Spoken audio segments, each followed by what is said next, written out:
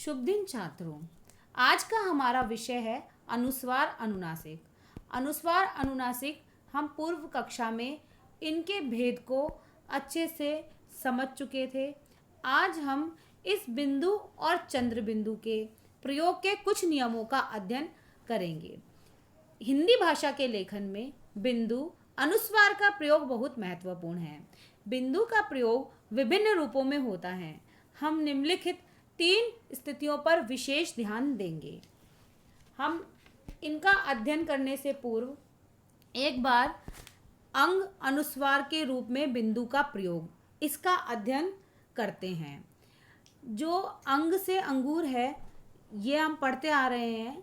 यह जो वर्ण है, यह हमारी वर्णमाला में आयोगवाह के नाम से शामिल किया गया है। 2 जो वर्ण हैं, अंग से अंगूर और अह विसर्ग, यह आयोगवाह के नाम से हमारी वर्णमाला में शामिल हैं। एक प्रकार से इनका प्रयोग भी बिंदु के रूप में होता है। दूसरा, नासिक के व्यंजनों के स्थान पर बिंदु का प्रयोग। यह हम पूर्व की कक्षा में पढ़ चुके हैं कि नासिक के व्यंजन हर वर्ग का पंचम वर्ण होता है। तीसरा, अनुनासिक के स्थान पर बिंदु का प्रयोग। इसका भी हम अध्ययन कर चुके हैं कि किस प्रकार अनुनासिक स्वर जो होते हैं, या स्वरों का जो एक गुण है अनुनासिकता, कि उनके स्थान, अनुनासिक के स्थान पर हम बिंदु का प्रयोग करते हैं। तो पहला बिंदु है, पहला जो है नियम, अनुस्वार के रूप में बिंदु का प्रयोग। इसमें अनुस्वार व विसर्ग का प्रयोग ए आदि स्वरों की सहायता से ही संभव हो सकता है। अर्थात यहाँ पर अंग से अंगूर अनुस्वार का यदि हमें उच्चारण करना है तो उसका प्रयोग स्वर की सहायता से ही हो सकता है, ए स्वर की सहायता से। जैसे उदाहरण आप देखिए, संताप।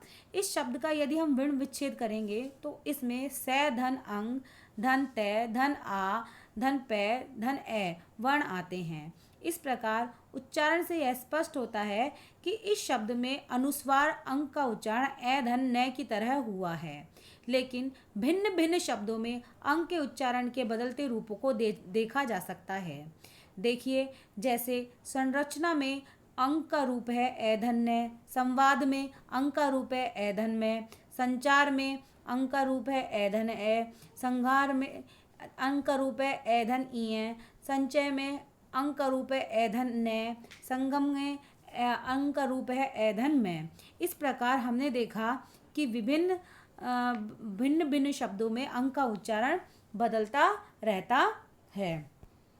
अंग की इस विविधता के कारण ही इस नियम को बनाया गया कि अंतस्थ जो व्यंजन है यरलव्य और ऊष्म व्यंजन है शय से है। इन व्यंजनों से पूर्व आने वाले अनुस्वार में बिंदु का प्रयोग ही होता है। यहाँ उदाहरण देखेंगे, जैसे संशोधन जो शब्द है वह, उसमें जो अनुस्वार है, व्यंजन से पूर्व जो आने वाला स्वर है, उसमें हमने बिंदु का प्रयोग स के ऊपर किया।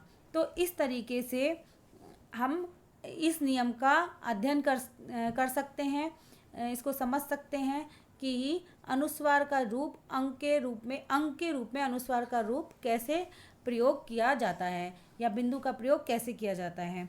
दूसरा, ये नासिक के जो व्यंजन होते हैं, जो मैंने आपको बताया कि हर वर्ग का पंचम वर्ण होता है, उनका भी उच्चारण भिन्न भिन्न स्थितियों में भिन्न भिन्न तरह से किया जाता है। यही कारण है इनके लिपि चिन्ह भी भिन्न भिन्न होते हैं।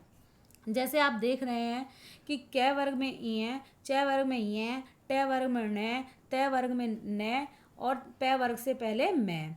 तो इस तरीके से आपने देखा अंक, शंख, गंगा, चंचल, मंजू, ये शब्द का निर्माण हुआ।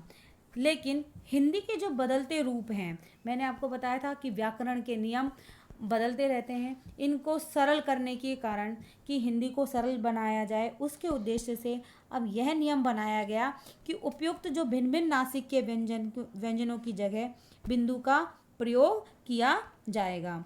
संस्कृत में इनका रूप इसी तरह से बना रहे, किंतु हिंदी में इनकी जगह बिंदु के प्रयोग को मान्यता दी गई।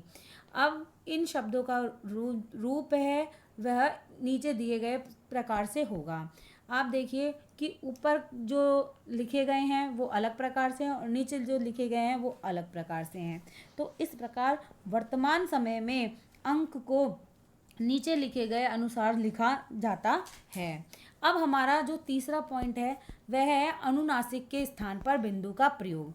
बच्चों, ये मैंने आपको पहले भी बताया था कि हिंदी में अनुनासिकता को प्रकट करने के लिए शिरोरेखा के ऊपर चंद्र बिंदु लगा का प्रयोग किया जाता है, परंतु जब शिरोरेखा के ऊपर स्वर की मात्रा भी लगी हो तो सुविधा के लिए और स्थानाभाव के कारण चंद्र बिंदु की जगह मात्रा के ऊपर बिंदु लगा दी जाती है। जैसे मैंने आपको बताया था कि जो नहीं शब्द है उसमें ही के बाद बिंदु लगाई जाती है, लेकिन वैसे वहाँ पर चंद्र बिंदु है। उदाहरण यहाँ पर दिया गया है, बिंदु, कहीं, गोंद, छौंक, मैं और में।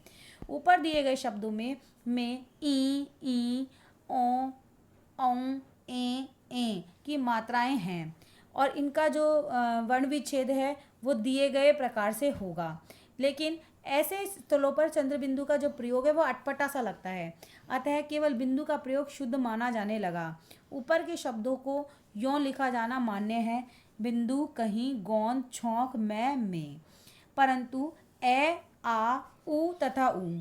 पूर्व वीडियो में शायद जो ए था उसके ऊपर भी चंद्र बिंदु लगा हुआ था, ए के ऊपर चंद्र बिंदु नहीं, बस ये 4 वर्ड हैं, ए, आ और ऊ तथा री स्वर वाले शब्दों में अनुनासिक अर्थात चंद्र बिंदु का ही प्रयोग होता है। जैसे हम बात करें यहाँ पर, मैंने आपको ये बताया था मानक और अमानक। मानक शब्द वो शब्द होते हैं जो कि मान्य हैं और अमानक शब्द वो होते हैं जो कि अमान्य हैं और उन्हें अशुद्ध भी कहा जाता है। जैसे हम यहाँ पर उदाहरण की उस पर देखेंगे तो हंसने की क्रिया, और हंस एक पक्षी होता है। इसी तरीके से आंगन, अंग, इसमें आपने देखा कि मानक शब्द और अमानक शब्दों में स्पष्ट अंतर प्रकट किया गया है। इस प्रकार आपने अध्ययन किया कि अनुस्वार और अनुनासिक का प्रयोग किस प्रकार किया जाता है। हम आगे आपको एक प्रैक्टिस शीट भेजूंगी, उस प्रैक्टिस शीट को अच्छे से आप करना है। वैसे आपकी पुस्तक में ही कुछ अभ्यास आपको दिए गए हैं, आप उन अभ्यासों को करें।